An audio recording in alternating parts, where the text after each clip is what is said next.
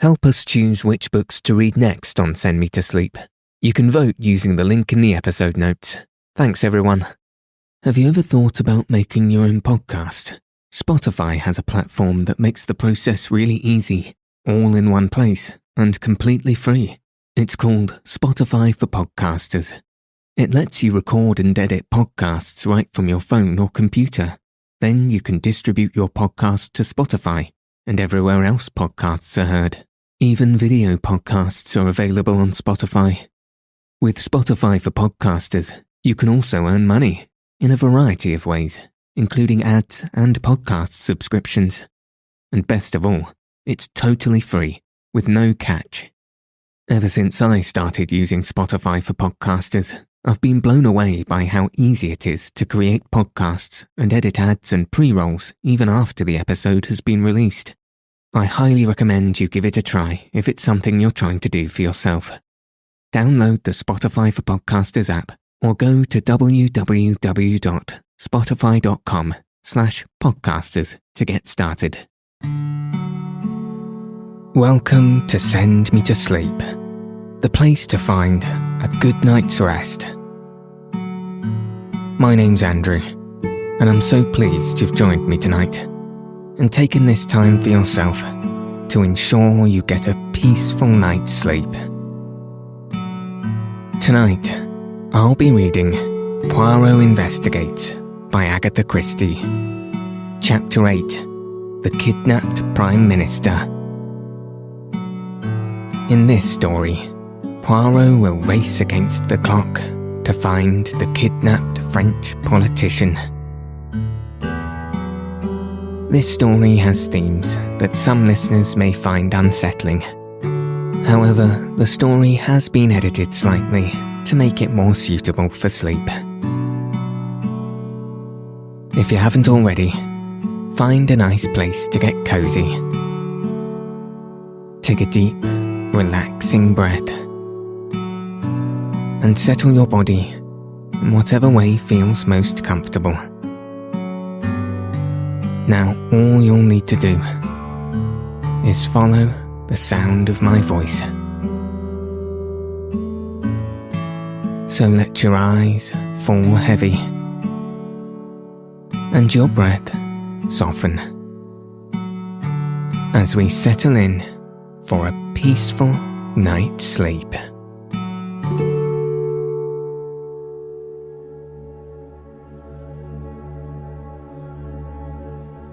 The Kidnapped Prime Minister. Now that war and the problems of war are things of the past, I think I may safely venture to reveal to the world the part which my friend Poirot played in a moment of national crisis. The secret has been well guarded.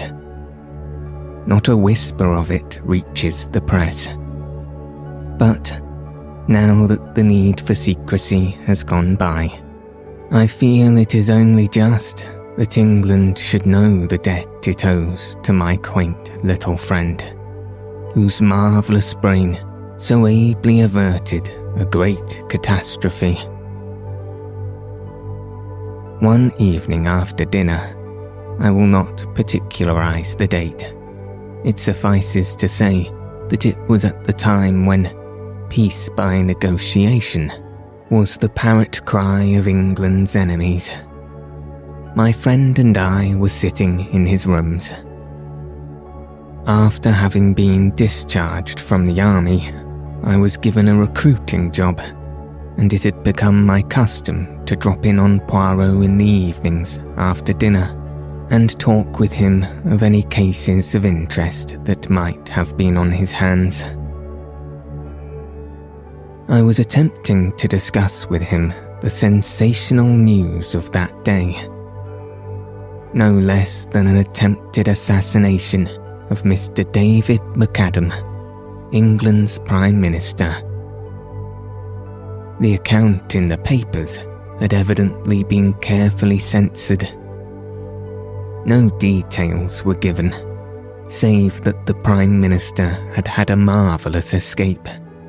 The bullet just grazed his cheek I considered that our police must have been shamefully careless for such an outrage to be possible. I could well understand that the German agents in England would be willing to risk much for such an achievement. Fighting Mac, as his own party had nicknamed him, had strenuously and unequivocally combated the pacifist influence which was becoming so prevalent. He was more than England's Prime Minister. He was England, and to have removed him from his sphere of influence would have been a crushing and paralysing blow to Britain. Poirot was busy mopping a grey suit with a minute sponge. Never was there a dandy such as Hercule Poirot. Neatness and order were his passion. Now, with the odour of benzene filling the air, he was quite unable to give me his full attention. "In a little minute I am with you, my friend. I have all but finished. The spot of grease is not good. I remove him. So." He waved his sponge. I smiled and shook my head. "Anything interesting on?" I inquired after a minute or two. "I assist how do you call it? Shah lady to find her husband. A difficult affair, needing the tact, for I have a little idea that when he is found, he will not be pleased. What would you? For my part, I sympathize with him. He was a man of discrimination to lose himself." I laughed. "At last, the spot of grease is gone. I am at your disposal." "I was asking you what you thought of this attempt to assassinate MacAdam." "Enfantillage," replied Poirot promptly. "One can hardly take it seriously. To fire with the rifle, never does it succeed. It is a device of the past." "It was very near succeeding this time," I reminded him. Poirot shook his head impatiently. He was about to reply when the landlady thrust her head round the door and informed him that there were 2 gentlemen below who wanted to see him. "They won't give their names, sir, but they say it's very important."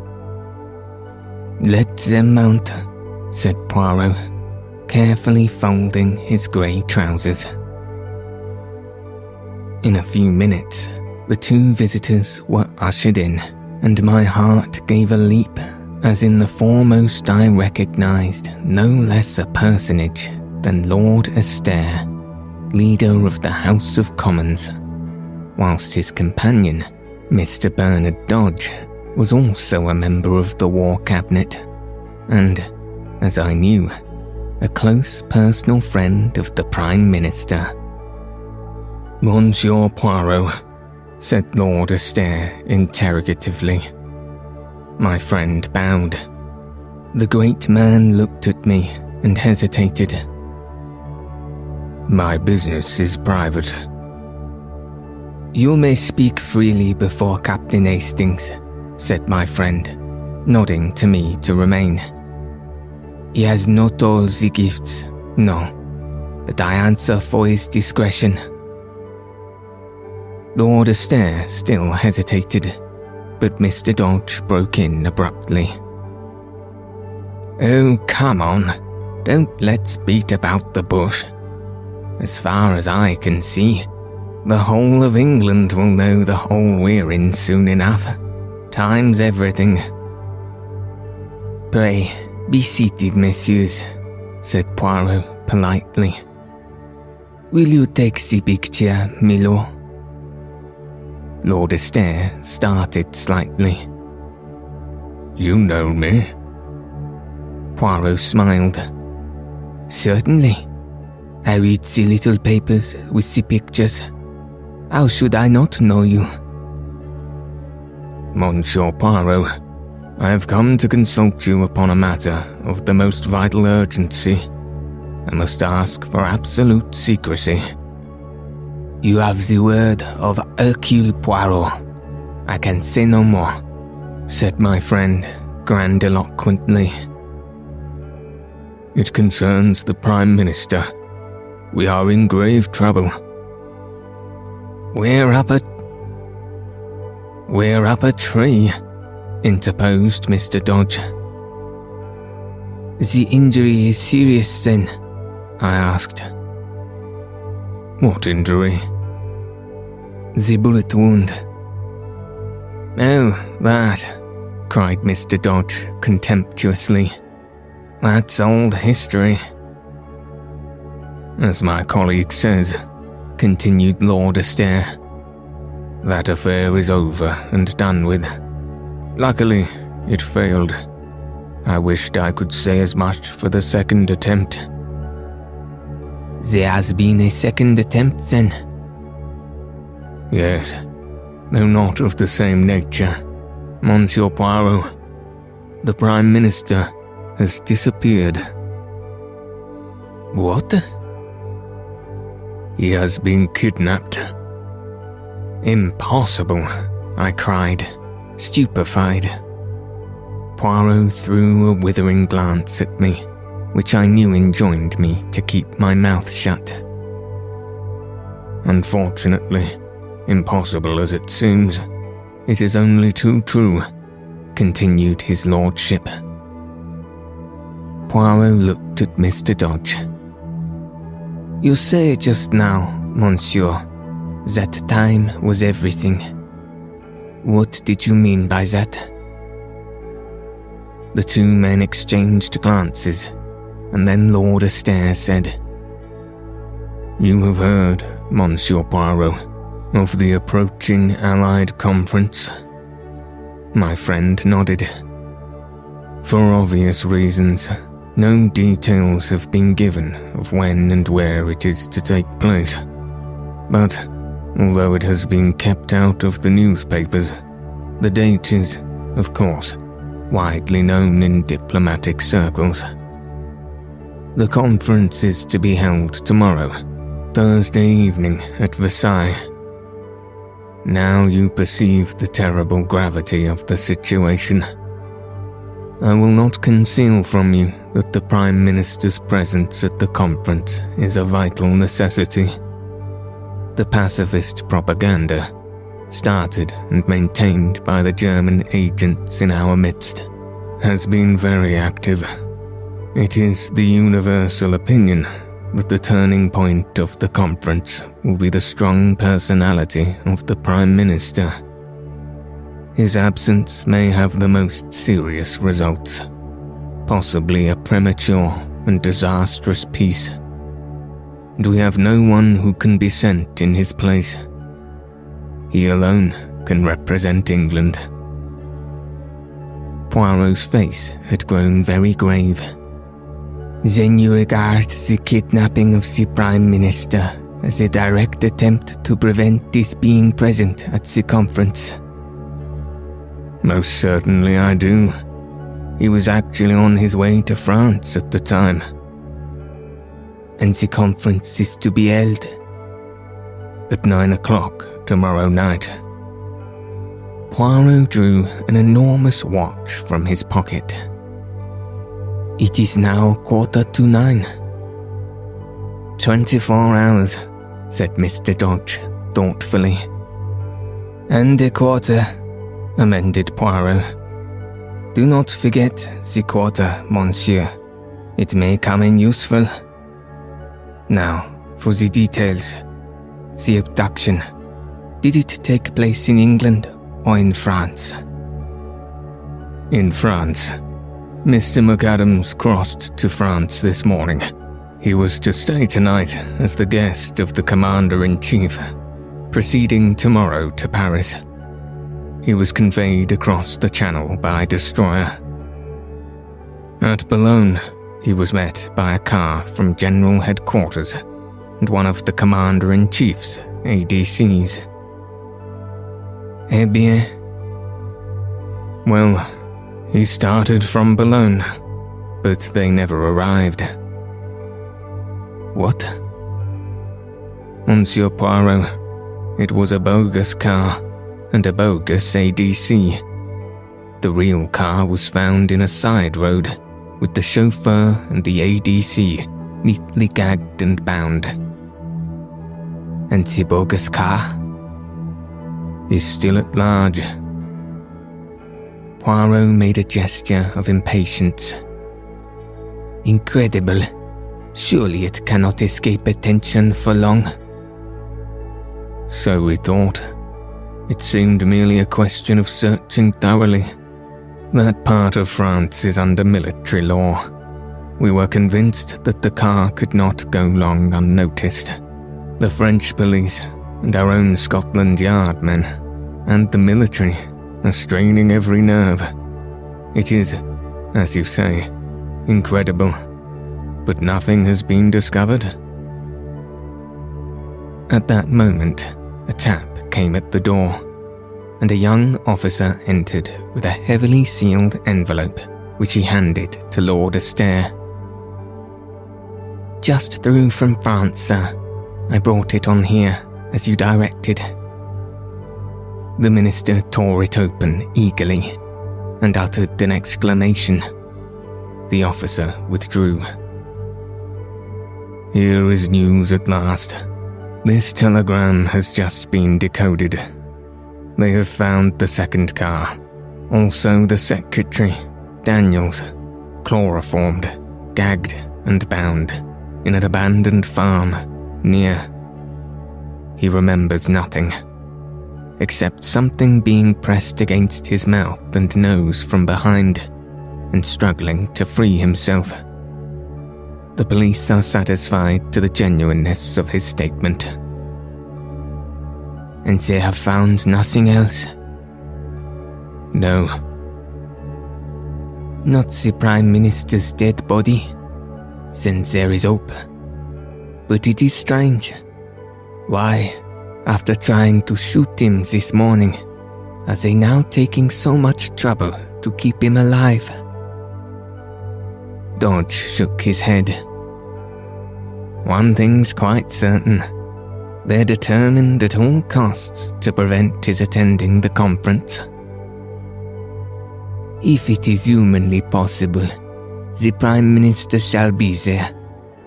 God grant it is not too late. Now, messieurs, recount to me everything, from the beginning. I must know about this shooting affair as well. Last night, the Prime Minister, accompanied by one of his secretaries, Captain Daniels. The same who accompanied him to France? Yes. As I was saying, where the Prime Minister was granted an audience. Early this morning, he returned to town, and it was on the way that the attempted assassination took place. One moment, if you please. Who is this, Captain Daniels? You have his dossier? Lord Astaire smiled. I thought you would ask me that. We do not know very much of him. He is of no particular family. He has served in the English army, and is an extremely able secretary, being an exceptionally fine linguist. I believe he speaks 7 languages. It is for that reason that the Prime Minister chose him to accompany him to France. Has he any relatives in England? 2 aunts, a Mrs. Everard, who lives at Hampstead, and a Miss Daniels, who lives near Ascot. Ascot? That is near to Windsor, is it not? That point has not been overlooked, but it has led to nothing. You regard the Captain Daniels, then, as above suspicion? A shade of bitterness crept into Lord Astaire's voice as he replied, "No, Monsieur Poirot. In these days, I should hesitate before I pronounced anyone above suspicion." Très bien. Now I understand, milord, that the Prime Minister would, as a matter of course, be under vigilant police protection, which ought to render any assault upon him as an impossibility. Lord Astaire bowed his head. "That is so." The Prime Minister's car was closely followed by another car containing detectives in plain clothes. Mr. McAdam knew nothing of these precautions. He is personally a most fearless man, and would be inclined to sweep them away arbitrarily. But, naturally, the police make their own arrangements. In fact, the Premier's chauffeur, O'Murphy, is a CID man. O'Murphy. That is the name of Ireland, is it not? Yes, he's an Irishman. From what part of Ireland? Country Clare, I believe. Tiens, but proceed, milord. The Premier started for London. The car was a closed one. He and Captain Daniel sat inside. The second car followed as usual, but unluckily, for some unknown reason, the Prime Minister's car deviated from the main road. At a point where the road curves, interrupted Poirot. Yes, but how did you know? Oh, c'est évident. But continue. For some unknown reason, continued Lord Astaire, the Premier's car left the main road. The police car, unaware of the deviation, continued to keep the high road. At a short distance down the unfrequent lane, the Prime Minister's car was suddenly held up by a band of masked men. The chauffeur. That brave O'Murphy, murmured Poirot thoughtfully. The chauffeur, momentarily taken aback, jammed on the brakes. The Prime Minister put his head out of the window. Instantly, a shot rang out, then another. The first one grazed his cheek. The second, fortunately, went wide. The chauffeur, now realizing the danger, instantly forged straight ahead, scattering the band of men. "And here escape," I ejaculated with a shiver. Mr. McAdams refused to make any fuss over the slight wound he'd received. He declared it was only a scratch. He stopped at a local cottage hospital, where it was dressed and bound up. He did not, of course, reveal his identity. He then drove, as per schedule, straight to Charing Cross, where a special train for Dover was awaiting him. And, after a brief account of what had happened had been given to the anxious police by Captain Daniels, he duly departed for France. At Dover, he went on board the waiting destroyer. At Boulogne, as you know, the bogus car was waiting for him, carrying the Union Jack and correct in every detail. That is all you have to tell me? Yes. There is not another circumstance that you have omitted, milord? Well, there is one rather peculiar thing. Yes? The Prime Minister's car did not return home after leaving the Prime Minister at Charing Cross. The police were anxious to interview O'Murphy, so a search was instituted at once. The car was discovered standing outside a certain unsavory little restaurant in Soho, which is well known as a meeting place of German agents. And the chauffeur? The chauffeur was nowhere to be found. He, too, had disappeared. So, said Poirot, thoughtfully, there are two disappearances. The Prime Minister in France and O'Murphy in London. He looked keenly at Lord Astaire, who made a gesture of despair. I can only tell you, Monsieur Poirot, that if anyone had suggested to me yesterday that O'Murphy was a traitor, I should have laughed in his face. And today? Today, I do not know what to think. Poirot nodded gravely. He looked at his turnip of a watch again. I understand that I have carte blanche, messieurs, in every way. I mean, I must be able to go where I choose and how I choose. Perfect. There is a special train leaving for Dover in an hour's time, with a further contingent from Scotland Yard. You shall be accompanied by a military officer and a CID man, who will hold themselves at your disposal in every way. Is that satisfactory? Quite. One more question before you leave, messieurs. What made you come to me? I am unknown, obscure in this great London of yours. We sought you out on the express recommendation and wish of a very great man of your own country. Comment? My old friend, the Préfet? Lord Astaire shook his head. One higher than the Préfet, one whose word was once law in Belgium, and shall be again, that England has sworn. Poirot's hand flew swiftly to a dramatic salute. Amen to that. Ah, but my master does not forget, messieurs. I, Hercule Poirot, will serve you faithfully. Heaven only sends that it will be in time. But this is dark, dark. I cannot see. Well, Poirot, I cried impatiently as the door closed behind the ministers. What do you think?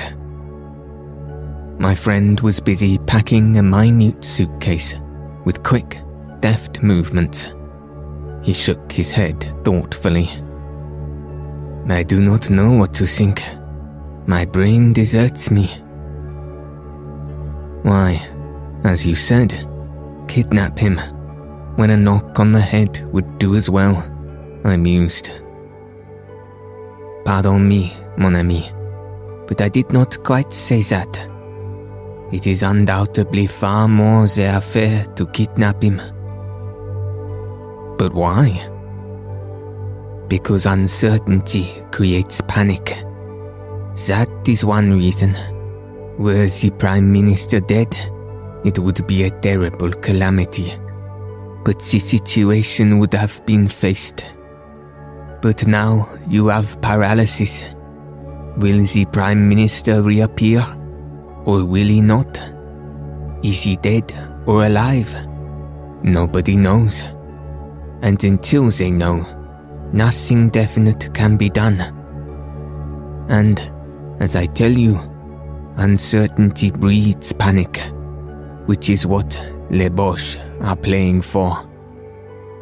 Then again, if the kidnappers are holding him secretly somewhere, they have the advantage of being able to make terms with both sides. The German government is not a liberal paymaster, as a rule, but no doubt they can be made to disgorge substantial remittances in such a case as this. Certainly, they run no risk of the hangman's rope. Oh, decidedly, kidnapping is their affair. Then, if that is so, why should they first try to shoot him? Poirot made a gesture of anger. Ah, that is just what I do not understand.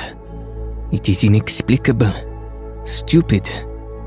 They have all their arrangements made, and very good arrangements too, for the abduction, and yet they imperil the whole affair by a melodramatic attack, worthy of cinema, and quite as unreal. It is almost impossible to believe it, with its band of masked men, not 20 miles from London. Perhaps they were two quite separate attempts which happened irrespective of each other, I suggested. Ah, no. That would be too much of a coincidence. Then, further, who is the traitor? There must have been a traitor, in the first affair anyway. But who was it? Daniels or O'Murphy? It must have been one of the two. Or why did the car leave the main road? We cannot suppose that the Prime Minister connived at his own assassination. Did O'Murphy take that turning of his own accord? Or was it Daniels who told him to do so? Surely it must have been O'Murphy's doing. Yes, because if it was Daniels, the Prime Minister would have heard the order and would have asked the reason. But there are altogether too many whys in this affair, and they contradict each other. If O'Murphy is an honest man, why did he leave the main road? But if he was a dishonest man, why did he start the car again when only 2 shots had been fired, thereby, in all probability, saving the Prime Minister's life? And again, if he was honest, why did he, immediately on leaving Charing Cross, drive to a well-known rendezvous of German spies? It looks bad, I said. Let us look at the case with method. What have we for and against these 2 men? Take O'Murphy first. Against. That his conduct in leaving the main road was suspicious. That he is an Irishman from County Clare. That he has disappeared in highly suggestive manners. 4. That his promptness in restarting the car saved the Premier's life. That he is a Scotland Yard man. And obviously, from the post allotted to him, a trusted detective. Now for Daniels. There's not much against him, except the fact that nothing is known of his family, and that he speaks too many languages for a good Englishman. Pardon me, mon ami, but as linguists you are deplorable. Now for him. We have the fact that he was found gagged, bound, and chloroformed, which does not look as though he had anything to do with the matter. He might have gagged and bound himself to divert suspicion. Poirot shook his head. The French police would make no mistake of that kind.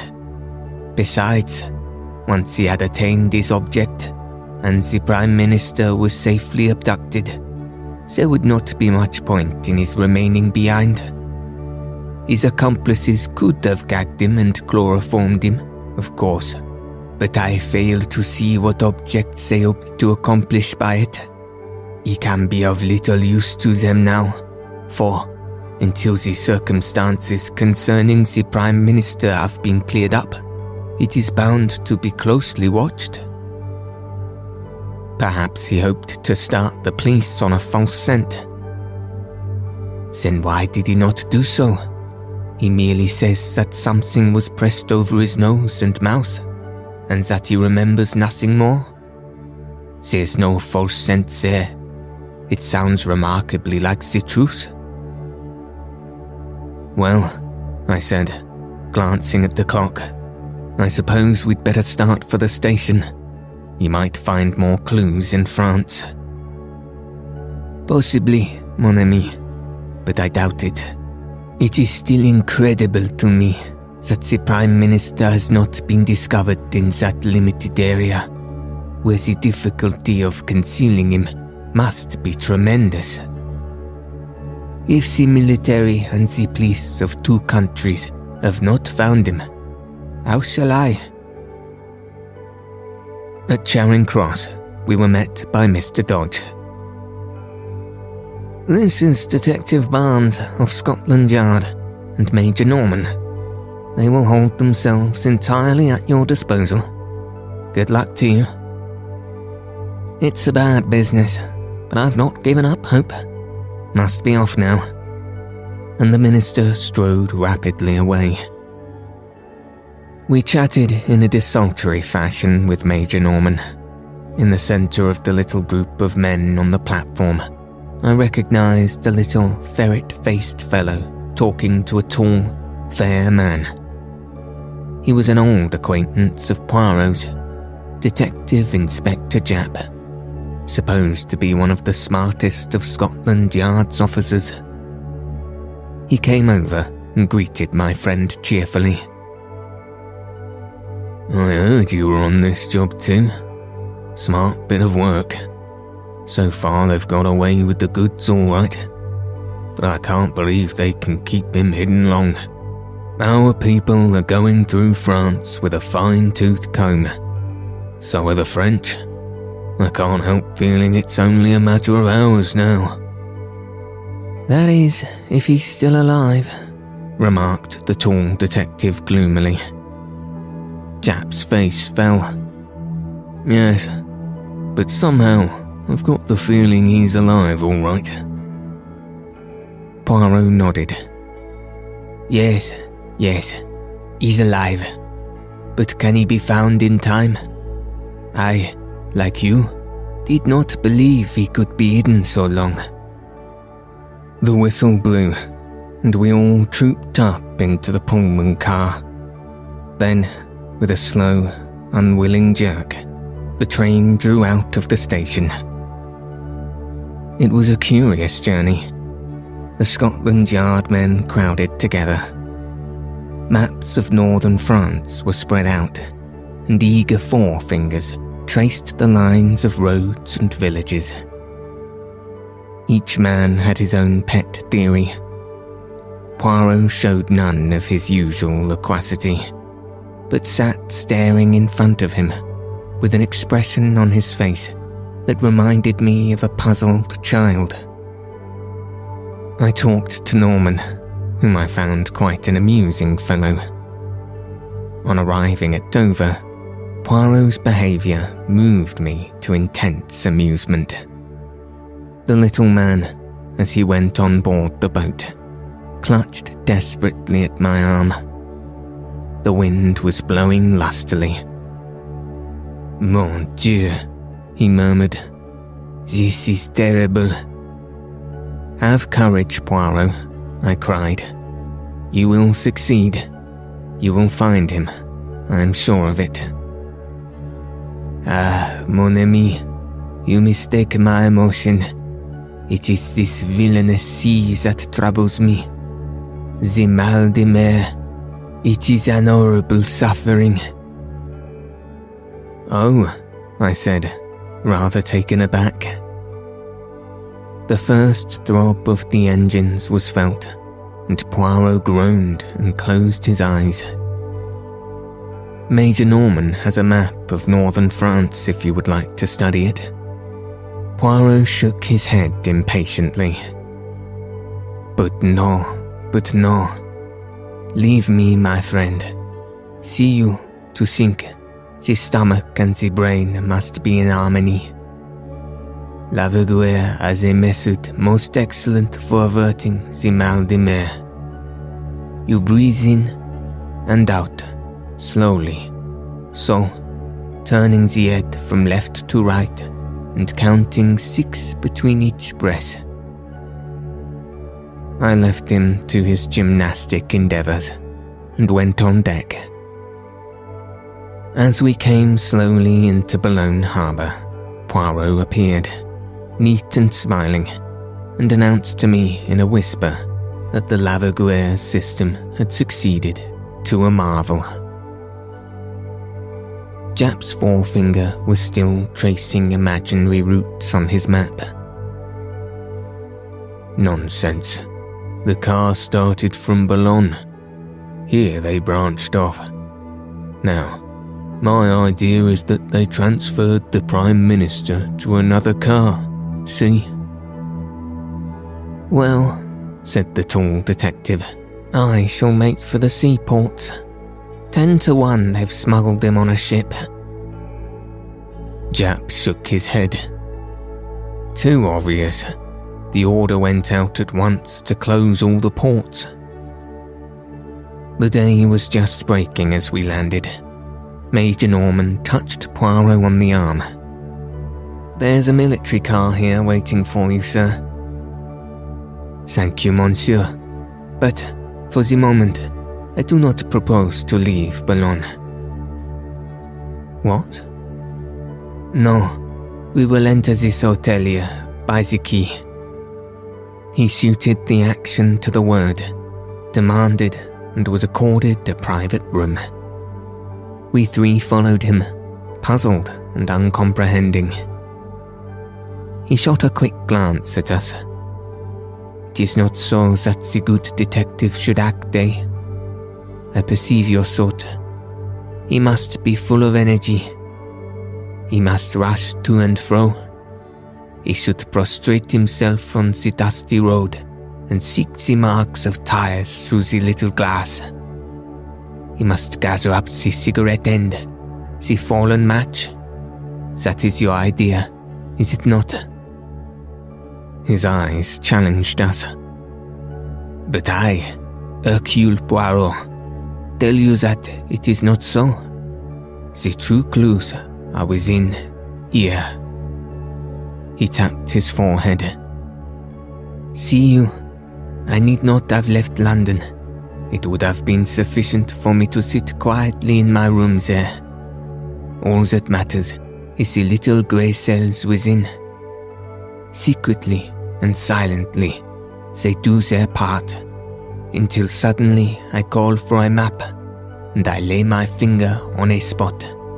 So, and I say, the Prime Minister is there, and it is so. With method and logic, one can accomplish anything. This frantic rushing to France was a mistake.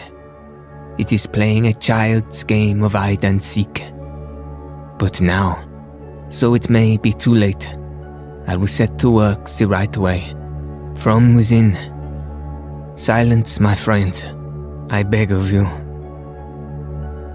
And for 5 long hours, the little man sat motionless, blinking his eyelids like a cat, his green eyes flickering and becoming steadily greener and greener.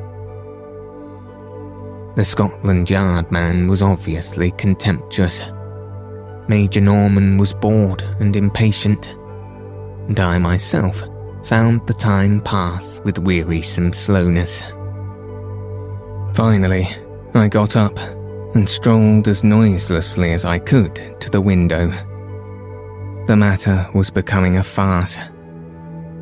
I was secretly concerned for my friend. If he failed, I would have preferred him to fail in a less ridiculous manner. Out of the window, I idly watched the daily boats leaving, belching forth columns of smoke as she lay alongside the quay. Suddenly, I was aroused by Poirot's voice close to my elbow. "Mes amis, let us start." I turned. An extraordinary transformation had come over my friend. His eyes were flickering with excitement. His chest was swelled to the uttermost.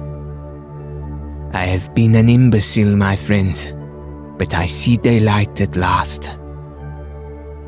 Major Norman moved hastily to the door.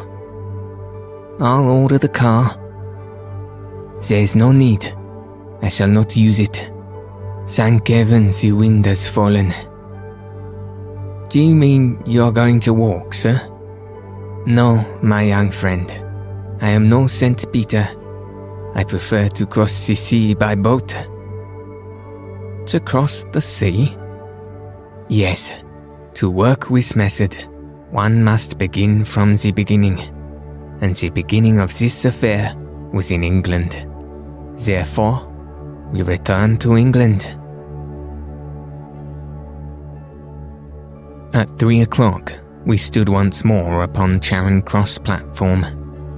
To all our expostulations, Poirot turned a deaf ear, and reiterated again and again that to start at the beginning was not a waste of time, but the only way. On the way over, he had conferred with Norman in a low voice, and the latter had dispatched a sheaf of telegrams from Dover. Owing to the special passes held by Norman, we got through everywhere in record time. In London, a large police car was waiting for us, with some plain-clothed men, one of whom handed a typewritten sheet of paper to my friend. He answered my inquiring glance. A list of the cottage hospitals within a certain radius west of London. I wired for it from Dover. We were whirled rapidly through the London streets. We were on the Bath Road. On we went, through Hammersmith, Chiswick, and Brentford. I began to see our objective. Through Windsor and on to Ascot. My heart gave a leap. Ascot was where Daniel's aunt had lived. We were after him, not O'Murphy. We duly stopped at the gate of a trim villa. Poirot jumped out and rang the bell. I saw a perplexed frown dimming the radiance of his face. Plainly, he was not satisfied. The bell was answered. He was ushered inside. A few moments later, he reappeared and climbed into the car with a short, sharp shake of his head. My hopes had begun to die down. It was past 4 now. Even if he found certain evidence incriminating Daniels, what would be the good of it, unless he could wring from someone the exact spot in France where they were holding the Prime Minister? Our return progress towards London was an interrupted one. We deviated from the main road more than once, and occasionally stopped at a small building, which I had no difficulty in recognizing as a cottage hospital. Poirot only spent a few minutes at each, but at every halt, his radiant assurance was more and more restored. He whispered something to Norman, to which the latter replied, "Yes, if you turn off the left, you will find them waiting by the bridge." We turned up a side road, and in the failing light, I discerned a second car, waiting by the side of the road. It contained 2 men in plain clothes. Poirot got down and spoke to them, and then we started off in a northerly direction. The other car followed close behind. We drove for some time, our objective being obviously one of the northern suburbs of London. Finally, we drove up to the front door of a tall house, standing a little back from the road in its own grounds. Norman and I were left with the car. Poirot and one of the detectives went up to the door and rang. A neat parlour maid opened it. The detective spoke. "I am a police officer, and I have a warrant to search this house." The girl gave a little scream, and a tall, handsome woman of middle age appeared behind her in the hall. "Shut the door, Edith. They are burglars, I expect." But Poirot swiftly inserted his foot in the door, and at the same moment blew a whistle. Instantly, the other detectives ran up and poured into the house, shutting the door behind them. Norman and I spent about 5 minutes cursing our forced inactivity. Finally, the door reopened, and the men emerged, escorting 3 prisoners, a woman and 2 men. The woman and one of the men were taken to the second car. The other man was placed in our car by Poirot himself. "I must go with the others, my friend, but have great care with this gentleman. You do not know him, no? Eh bien, let me present to you Monsieur Murphy." "Oh, Murphy." I gaped at him, open-mouthed, as we started again. He was not handcuffed, but I did not fancy he would try to escape. He sat there staring in front of him, as though dazed. Anyway, Norman and I would be more than a match for him. To my surprise, we still kept a northerly route. We were not returning to London then. I was much puzzled. Suddenly, as the car slowed down, I recognized that we were close to Heaton Aerodrome. Immediately, I grasped Poirot's idea. He proposed to reach France by aeroplane.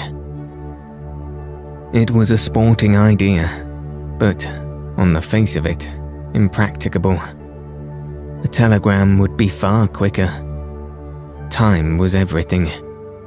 He must leave the personal glory of rescuing the Prime Minister to others. As we drew up, Major Norman jumped out, and a plainclothes man took his place. He conferred with Poirot for a few minutes, and then went off briskly. I too jumped out and caught Poirot by the arm. "I congratulate you, fellow. They have told you the hiding place. But, look here, you must wire to France at once. You'll be too late if you go yourself." Poirot looked at me curiously for a minute or 2. "Unfortunately, my friend, there are some things that cannot be sent by telegram." At that moment, Major Norman returned accompanied by a young officer in the uniform of the Flying Corps. "This is Captain Lyle, who will fly you over to France. He can start at once." "Wrap up warmly, sir," said the young pilot. "I can lend you a coat, if you like." Poirot was consulting his enormous watch. He murmured to himself, "Yes, there's time. Just time." Then he looked up and bowed politely to the young officer. "I thank you, monsieur, but it is not I who am your passenger. It is this gentleman here." He moved a little aside as he spoke, and a figure came forward out of the darkness. It was the second male prisoner who had gone in the other car, and as the light fell on his face, I gave a gasp of surprise. It was the Prime Minister. "For heaven's sake, tell me all about it," I cried impatiently, as Poirot, Norman and I motored back to London. How in the world did they manage to smuggle him back to England? "There was no need to smuggle him back," replied Poirot dryly. "The Prime Minister had never left England. He was kidnapped on his way from Windsor to London." "What?" "I will make all clear. The Prime Minister was in his car, his secretary beside him. Suddenly, a pad of chloroform is clasped on his face." "By whom?" "By the clever linguistic Captain Daniels.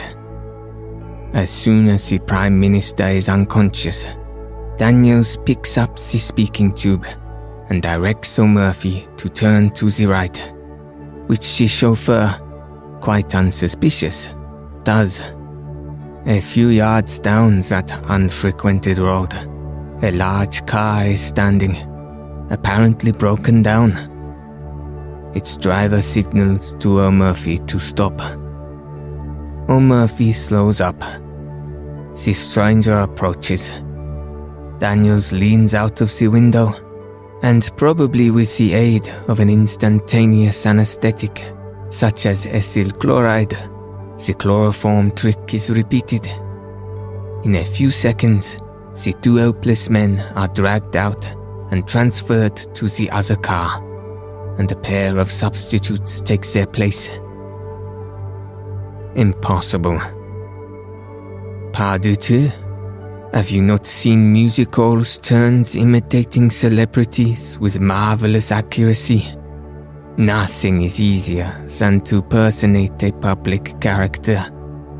The Prime Minister of England is far easier to understudy than Mr. John Smith of Clapham, say. As for O'Murphy's double, no one was going to take much notice of him until after the departure of the Prime Minister, and by then he would have made himself scarce. He drives straight from Charing Cross to the meeting place of his friends. He goes in as O'Murphy. He emerges as someone quite different. O'Murphy has disappeared, leaving a conveniently suspicious trail behind him. But the man who personated the Prime Minister was seen by everyone. He was not seen by anyone who knew him privately or intimately, and Daniels shielded him from contact with anyone as much as possible. Moreover, his face was bandaged up, and anything unusual in his manner would have been put down to the fact that he was suffering from shock as a result to the attempt on his life. Mr. McAdam has a weak throat, and always spares his voice as much as possible before any great speech. The deception was perfectly easy to keep up as far as France. There it would be impracticable and impossible, so the Prime Minister disappears. The police of this country hurry across the channel, and no one bothers to get into the details of the first attack. To sustain the illusion that the abduction has taken place in France, Daniels is gagged and chloroformed in a convincing manner. And the man who has enacted the part of the Prime Minister rids himself of his disguise. He and the bogus chauffeur may be arrested as suspicious characters, but no one would dream of suspecting their real part in the drama, and they will eventually be released for lack of evidence. And the real Prime Minister? He and O'Murphy were driven straight to the house of Mrs. Everard at Hampstead, Daniel's so-called aunt. In reality, she is Frau Bertha Ebenthal, and the police have been looking for her for some time. It is a valuable little present that I have made to them, to say nothing of Daniels. It was a clever plan, but he did not reckon on the cleverness of Hercule Poirot. I think my friend might well be excused his moment of vanity. When did you first begin to suspect the truth of the matter? When I began to work the right way, from within. I could not make that shooting affair fit in, but when I saw that the net result of it was that the Prime Minister went to France with his face bound up, I began to comprehend.